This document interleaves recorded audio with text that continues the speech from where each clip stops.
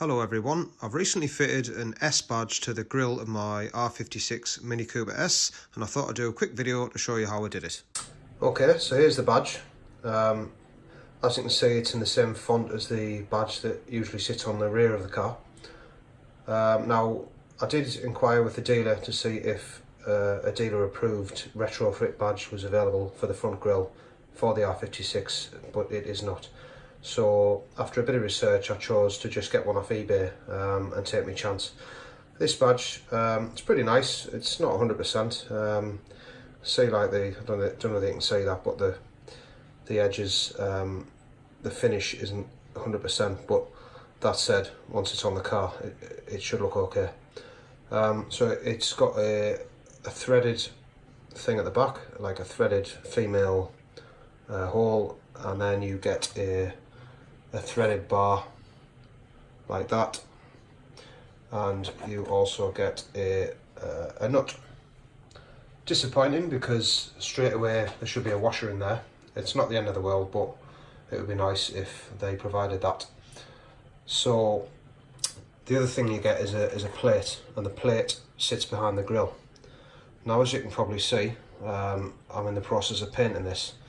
So this one actually arrived silver, so it was just basically plain metal, and when the badge is fitted to the car, the silver will show through the hexagon shaped holes in the grille, which is, I don't want that to be the case, so I've chosen to paint it.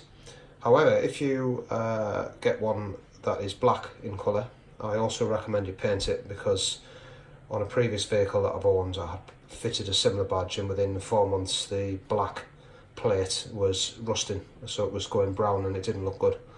So what I've used is just a bit of Hammerite. As you can see, I've fitted the threaded bar to the plate. Got an egg box and a bit of paper and stuff, and it's a handy little way to paint it. So that needs 2 coats. One coat, wait 4 hours, and then do the second coat, and then wait another 4 hours before you fit it. As you can see, it's in the house, it's a warm environment, so that should dry.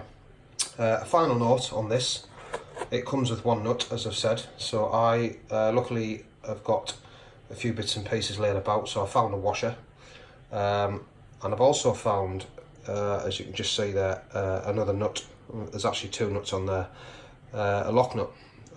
Personally, because on this particular application the grille has to be removed to fit it, the last thing I want is it to work loose, and with the vibration of the vehicle, I think the washer that I found unfortunately isn't a spring washer, so therefore I still think it will work loose, so I intend to use a lock nut, and I'll use the lock nut. I'll put the provided nut on first, and then I'll put the lock nut on second to secure it.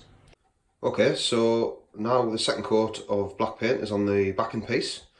So that's all ready. So now the interesting bit starts. Now we're going to work out where we're going to fit the badge. Okay, so as you can see, I've actually removed the grille. Now, basically, I wanted to take a lot of care when removing this. I didn't really want to be holding my phone while I was removing it. So that's the grille. Now, I did do a bit of research first to see how he removed it, and some of the videos that I saw talked about removing the silver trim at the bottom of the grille, which you can see there, before you remove the main grille.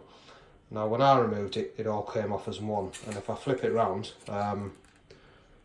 you can see little clips there that you would release to remove that bottom section, but how you would do that with the grille in place, I have no idea. So I believe that the way to remove it is to do it all in one unit, and the way I did it, I removed the 4 fixings at the top, and I'll show you those in a moment and how they work. Then I moved to the right, and I basically released. There is a clip at the very bottom in the corner, so I kind of had when it's on the car, I basically went down there and I just lifted the clip and pulled the grille forward, and then it's a bit of a trial and error, but basically as you work on the grille away from the car, you eventually reach that clip there, So from this picture you would press from the right towards the left, so it's towards the middle of the car. The grille will come away a little bit further, and you repeat with that clip, and then so again you're pressing inwards, and then likewise you reverse that process from the left of the car, and the whole grille will come away.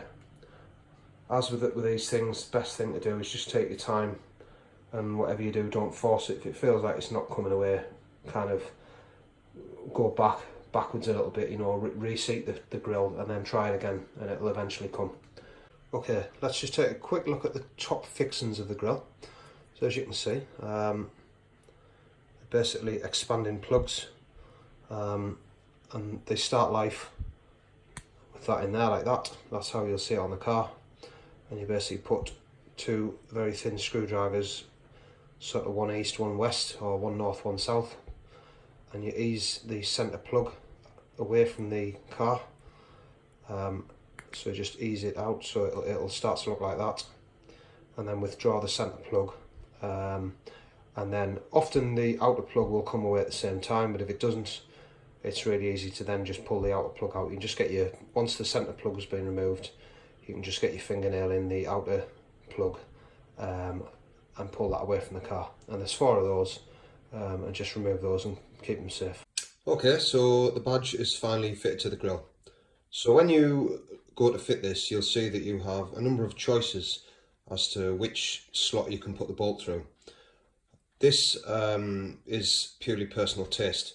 So some people, for example, have fitted it here, which is, you know, I think you can get away without actually removing the grille. But I looked at the F56 series cars, which have a badge like this as standard.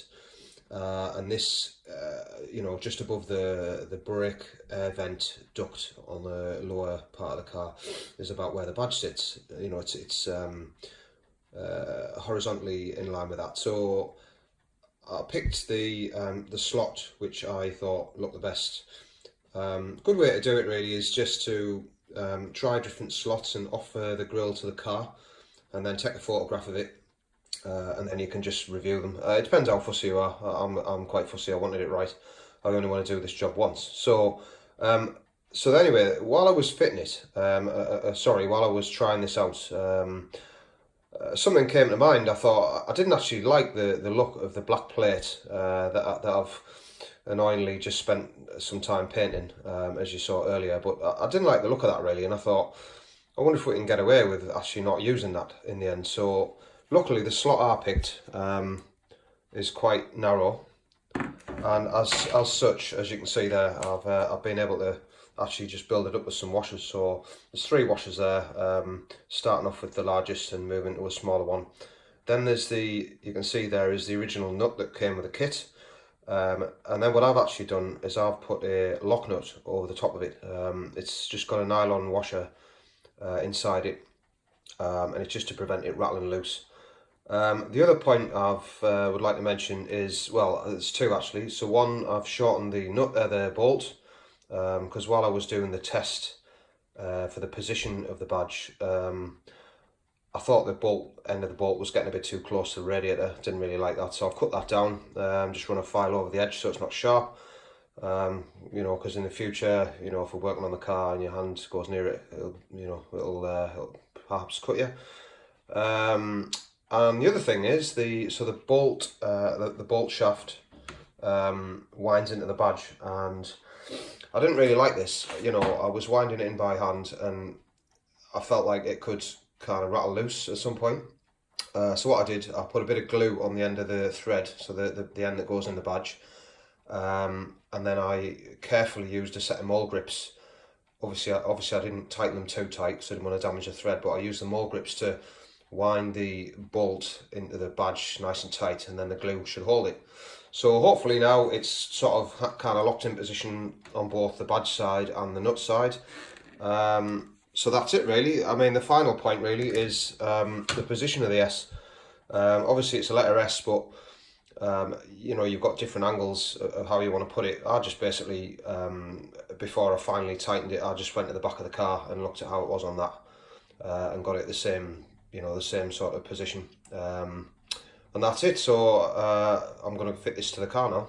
So, now the job's all done, here's a quick recap on what the car looks like with the badge fitted. I must say I'm really pleased with the job. I hope this video has helped someone out there. Thanks for watching.